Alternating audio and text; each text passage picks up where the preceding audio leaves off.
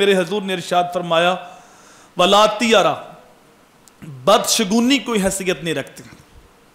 بدشگونی کیا ہے؟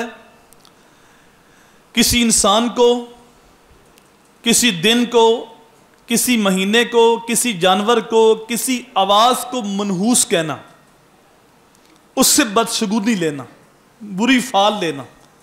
تو رسول کریم صلی اللہ علیہ وسلم نے منع فرما دیا کہ اسلام کے اندر بدشگونی کوئی حیثیت نہیں رکھتی۔ ہمارے معاشرے کے اندر بعض لوگ کسی انسان کو منحوس کہتے ہیں۔ محلے کے اندر کوئی برا آدمی ہو تو اس کو منحوس تصور کر لیتے ہیں، اور بعض اوقات ہوتا ہے کہ ساس اور بہو کی نہیں بنتی، تو بیٹے کی شادی کے بعد اگر گھر میں کوئی بیماری آ گئی، کوئی فوتگی ہو گئی، کوئی نقصان ہو گیا، تو اس کا الزام بھی اس بہو پہ لگایا جاتا ہے کہ یہ منحوسہ جب سے آئی ہے تو اس وقت سے ہمارے گھر میں بیماریاں آ گئی ہیں، یہ بابا جی فوت ہو گئے ہیں، یہ نقصان ہو گیا ہے۔ اچھا، جب تمہارے گھر میں یہ بہو نہیں آئی تھی اس وقت کبھی کوئی بیمار نہیں ہوا تھا، اس وقت کبھی کوئی فوتگی نہیں ہوئی تھی؟ تو یہ خود ساختہ تصورات گھڑ لیے گئے، کسی عورت کو منحوس کہہ دیا، کسی بندے کو منحوس کہہ دیا۔ کئی بار آپ بھی سنتے ہو، میں بھی سنتا ہوں، کسی بندے کا نقصان ہو جائے، ایکسیڈنٹ ہو جائے، مال چوری ہو جائے، تو وہ کہتا ہے پتہ نہیں کیڑا منحوس بندہ سویرے متھے لگ گیا۔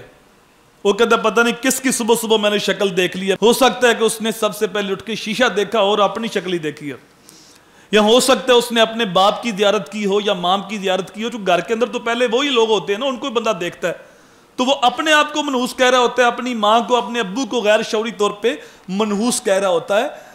تو کوئی بھی انسان منحوس نہیں ہے۔ یہ ہو سکتا ہے کہ ایک کے مقابلے میں دوسرا افضل ہو، بابرکت ہو، جس طرح ایک دن کے مقابلے میں دوسرا دن بابرکت ہو سکتا ہے۔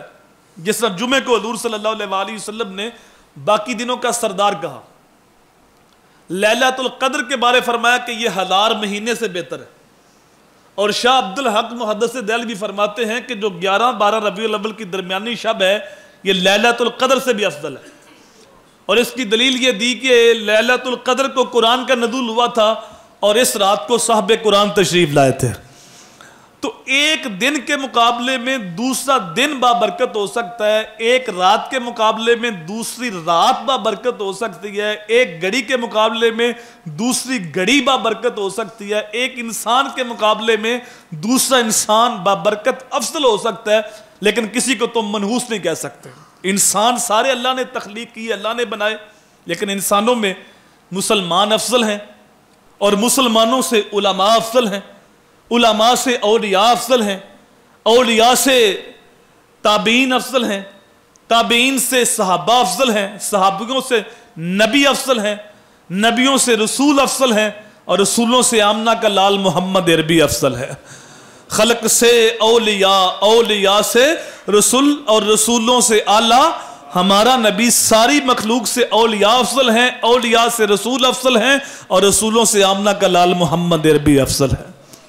تو ایک کے مقابلے میں دوسرے کو تم افضل بابرکت کہہ سکتے ہو، لیکن کسی کو تم منحوس نہیں کہہ سکتے۔ یہ خود ساختہ عقیدہ ہے، تصور ہے، قرآن و حدیث نے اس کا حکم نہیں دیا گیا۔